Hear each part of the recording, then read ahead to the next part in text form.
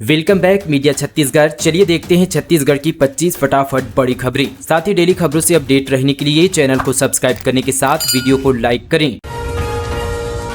CM Sai ने किया धान खरीदी महापर्व का शुभारंभ, किसानों को दी बड़ी सौगात। अब खरीदी केंद्र में तत्काल मिलेगा 10,000 रुपये। मुख्यमंत्री विष्णुदेव साय ने छत्तीसगढ़ राज्य में समर्थन मूल्य पर किसानों से प्रदेश व्यापी धान खरीदी महापर्व का शुभारंभ बालोद जिले के भाटा गांव भी धान खरीदी केंद्र से किया। धान खरीदी की शुरुआत करने के साथ ही सरकार ने किसानों को बड़ी राहत दी है। अब धान खरीदी केंद्र में तत्काल 10,000 रुपये मिलेगा। किसानों की तत्कालीन आवश्यकताओं को देखते हुए साथ सरकार ने अहम फैसला लिया है। गौरतलब है कि छत्तीसगढ़ राज्य में पंजीकृत किसानों से समर्थन मूल्य पर धान खरीदी 31 जनवरी 2025 तक होगी। किसानों को उनके द्वारा बेचे गए धान के एवज में राज्य शासन द्वारा 72 घंटे के भीतर उनके बैंक खाते में भुगतान की व्यवस्था सुनिश्चित की गई है।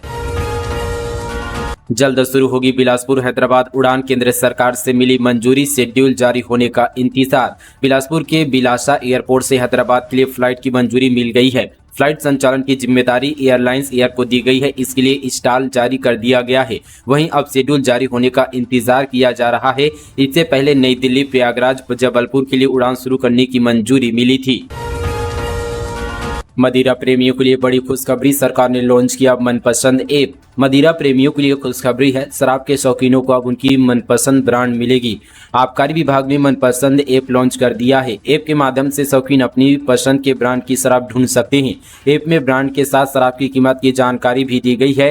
ग्राहक मदिरा दुकान में अपनी पसंद का ब्रांड उपलब्ध न होने पर ऐप के जरिए आबकारी विभाग से भी शिकायत कर सकेंगे। आबकारी विभाग द्वारा लॉन्च किए गए मनपसंद ऐप में मदिरा ढूंढने के ऑप्शन देखने के साथ ही उपलब्धता, डिमांड के साथ कॉन्टैक्ट नंबर, शिकायत दर्ज कराने के ऑप्शन के साथ आबकारी विभाग की सूचना का ऑप्शन दिया गया है।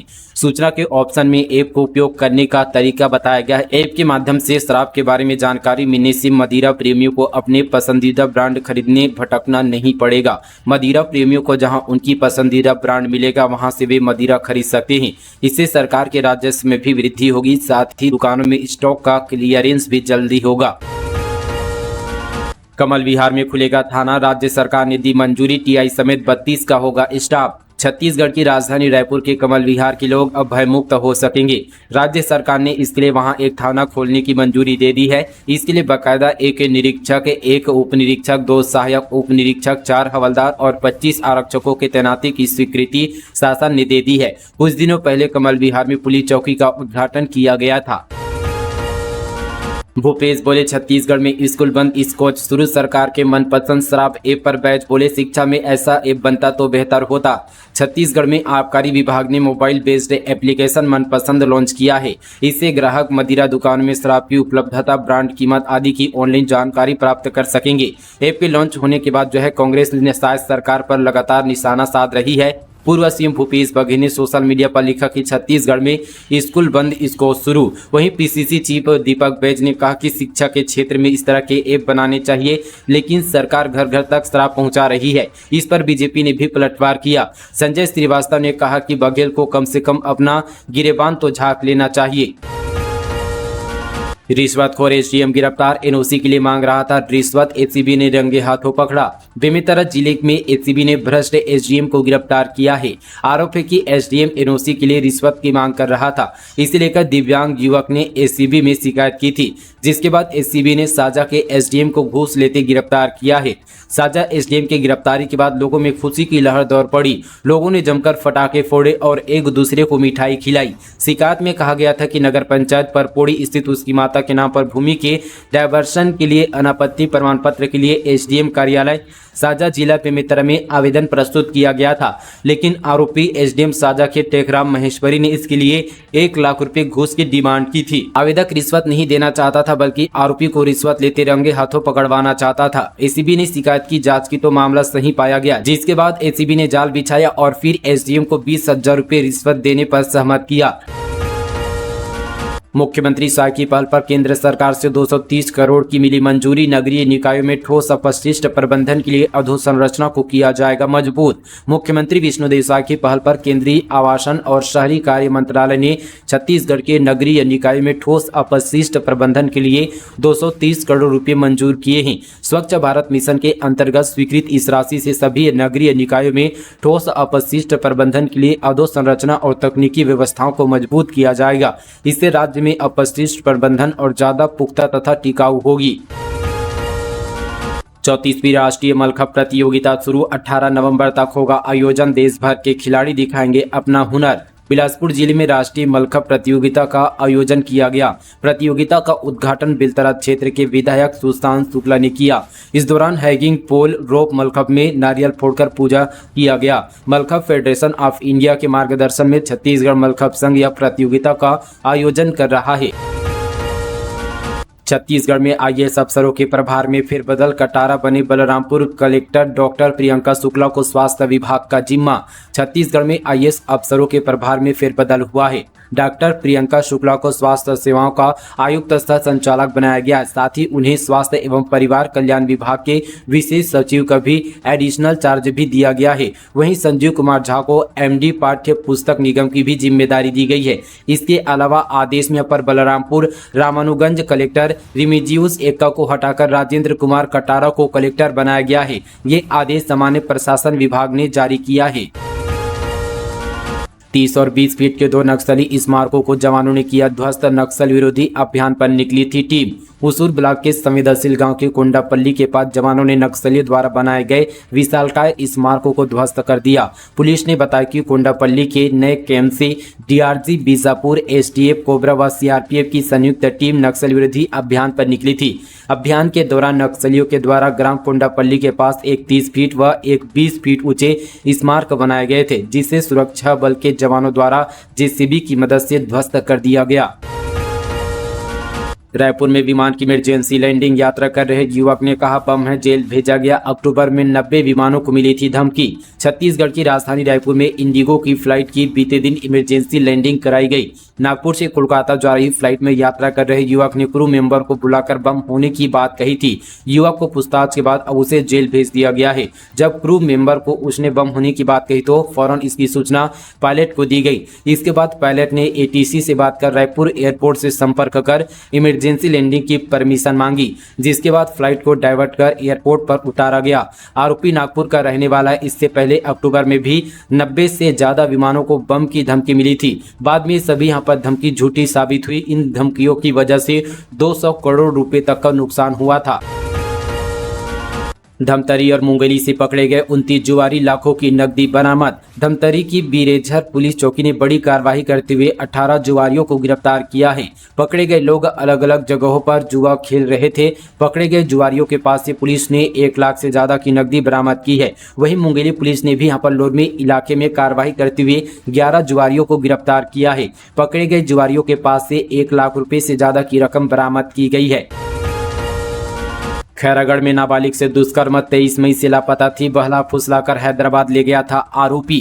खैरागढ़ थाना क्षेत्र की पुलिस को ऑपरेशन मुस्कान अभियान के तहत बड़ी सफलता मिली है। पुलिस ने हैदराबाद से 17 वर्षीय नाबालिग बालिका को बरामद कर उसे बहला फुसलाकर भगाने और दुष्कर्म के आरोपी धनराम यादव को गिरफ्तार कर न्यायिक हिरासत में जेल भेज दिया गया है। चलती ट्रेन से उतरते समय प्लेटफॉर्म के बीच बच्चे के साथ फंसी महिला हेड कांस्टेबल ने सूझबूझ से बचाई जान। रायपुर जिले के तिलदा रेलवे स्टेशन पर एक दिल दहला देने वाली घटना में मां और उसके शिशु को मौत के मुंह से बाहर निकालने का साहसी कार्य प्रधान आरक्षक ने किया। यह घटना तब हुई जब एक महिला यात्री अपने बच्चे को सीने से लगाए ट्रेन से उतरने का प्रयास कर रही थी। उसी दौरान ट्रेन अचानक आगे बढ़ गई और पैर फिसलने के कारण महिला ट्रेन और प्लेटफॉर्म के बीच फंस गई। इस दौरान महिला को अपने शिशु को छाती से चिपकाए हुए मौत सामने दिखाई देने लगी। ऐसे समय में ड्यूटी पर तैनात प्रधान आरक्षक आरपी जांगड़े ने तुरंत साहस दिखाते हुए महिला को आवाज दी, घबराना मत ना हिन्ना, मैं ट्रेन रुकवाता हूं। उनकी इस आवाज ने महिला का हौसला बढ़ाया और फिर उन्होंने यात्रियों को ट्रेन की चेन खींचने की अपील की। कुछ ही क्षणों में ट्रेन रुक गई और प्रधान आरक्षक जांगड़े ने महिला और उसके शिशु को सुरक्षित बाहर निकाला। इस घटनाक्रम को देखकर यहाँ पर प्लेटफॉर्म पर मौजूद लोग भावुक हो गए और सभी ने प्रधान आरक्षक की साहसिक कार्य की सराहना की। महिला ने बीजेपी नेता समेत 4 पर लगाया दुष्कर्म का आरोप, फिर मुखरी जानिए ऐसा क्यों किया। सारंगढ़ बिलाईगढ़ जिले में एक महिला ने बीजेपी नेता समेत कई लोगों पर दुष्कर्म का आरोप लगाया, लेकिन बाद में महिला मुकर गई। आरोप लगाने वाला महिला ने अब दुष्कर्म के आरोप को वापस ले लिया। उसका कहना है कि सभी लोग निर्दोष है। उसने अपने पति की नौकरी बचाने के लिए यह आरोप लगाया था। दरअसल सरसीवा थाना क्षेत्र की एक महिला ने सारंगढ़ बिलाईगढ़ की बीजेपी जिला अध्यक्ष सुभाष जालान, बिलाईगढ़ के जनपद पंचायत सीओ प्रतीक प्रधान समेत प्रधान मोतीलाल प्रधान और बलौदाबाजार के माखन सिंह कंवर पर एक एक करके यहां पर दुष्कर्म करने का आरोप लगाया था। महिला ने सभी के खिलाफ उचित कार्रवाई की मांग को लेकर पुलिस अधीक्षक को आवेदन दिया था। इसके बाद महिला खुद पलट गई और कहा कि सभी लोग निर्दोष हैं। मैंने कभी भाजपा जिला अध्यक्ष सुभाष जालान, जनपद पंचायत बिलाई के सीओ प्रतीक प्रधान से मुलाकात नहीं की। बस मुझे पता था कि इन लोगों के कारण मेरे पति की नौकरी चली गई है, इसलिए मैंने उन्हें फंसाने के लिए यह आरोप लगाया था। लेकिन अब मैं शपथ पत्र के माध्यम से अपना आवेदन वापस ले रही हूं। सड़क किनारे से मड़वा रानी मंदिर को हटाने पहुंचा पुलिस बल। कोरबा में तंबू लगाकर धरने पर बैठे ग्रामीण, कहा पहले मूर्ति दूसरी जगह स्थापित किए जाएं। कोरबा चापा मार्ग पर सड़क के किनारे सालों पहले निर्मित किए गए मां मड़वा रानी के मंदिर को हटाने का प्रयास किया गया। प्रशासन के इस प्रयास का ग्रामीणों ने पुरजोर विरोध किया। ग्रामीणों ने कहा कि बिना नोटिस दिए और मंदिर में तोड़फोड़ करने की कोशिश की जा रही है। वहीं प्रशासन के अनुसार 6 महीने से मंदिर को दूसरी जगह स्थापित करने का नोटिस संबंधित लोगों को दिया जा रहा है। जानकारी के मुताबिक यह मंदिर नेशनल हाईवे निर्माण में बाधक बन रहा है। यही कारण कि प्रशासन नेशनल हाईवे अथॉरिटी के अनुरोध पर मंदिर को हटाने का प्रयास कर रहा है। डिजिटल अरेस्ट का शिकार हुई महिला, 24 घंटे में पुलिस ने आरोपी को धर दबोचा, 9,50,000 किए बरामद। रायपुर के रेंज साइबर थाना ने 24 घंटे में डिजिटल ठगी के आरोपी जसविंदर सिंह शाहानी को गिरफ्तार कर 9,50,000 रुपये बरामद किए हैं।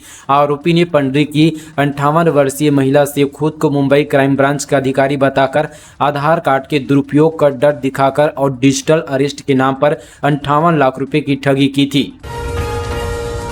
अतिक्रमण हटाने तहसीलदार नहीं आए, ट्रैक्टर से दफ्तर पहुंचे ग्रामीण। बलौदाबाजार के तहसील कार्यालय में हंगामा, सरकारी जमीन पर खेती और मकान का विरोध। बलौदाबाजार जिले के केसला गांव में तहसीलदार कार्यालय में ग्रामीणों ने हंगामा कर दिया। सरकारी जमीन पर अवैध कब्जे को लेकर भड़के ग्रामीणों का गुस्सा उस समय फूट पड़ा जब तहसीलदार ने निर्धारित समय पर पहुंचकर अतिक्रमण हटाने की कार्यवाही नहीं की। लंबे समय से ग्राम केसला के मुक्तिधाम, खेत मैदान, चारागाह, तालाब और शीतला मंदिर परिसर में 57 लोगों द्वारा किए गए अतिक्रमण को हटाने की मांग ग्रामीण कर रहे हैं।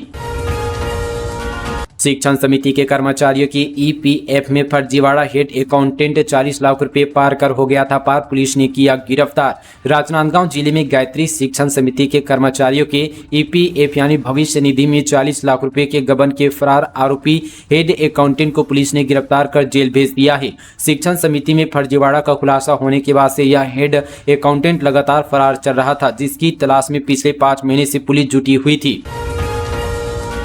सोना 74,000 रुपये के नीचे आया, बीते 15 दिन में ये 5,942 रुपये सस्ता हुआ। चांदी 87,103 रुपये प्रति किलो बिक रही है। सोने चांदी की कीमतों में आज यहां पर बड़ी गिरावट देखने को मिली है। India Boolean and jeweller association के अनुसार 10 ग्राम 24 कैरेट सोने का भाव 1,521 रुपये गिरकर 73,739 रुपये पर आ गया है। इससे पहले इसके दाम 75,260 रुपये प्रति 10 ग्राम था। चांदी की कीमत में भी आज गिरावट रही है। ये 2,644 रुपये गिरकर 87,130 रुपये प्रति किलो हो गई है। इससे पहले चांदी 89,747 रुपये पर थी।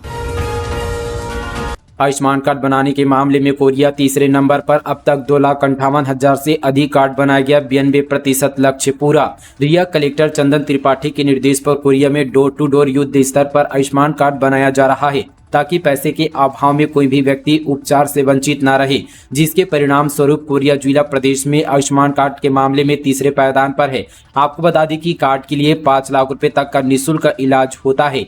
कोरिया जिले में कलेक्टर की पहल से आयुष्मान कार्ड बनाने घर के चौखट तक पहुंच रहा है। जिले के टारगेट यहाँ पर 2,81,917 में से 2,58,559 आयुष्मान कार्ड बनाया जा चुका है, यानी 92% लक्ष्य हासिल कर लिया गया है।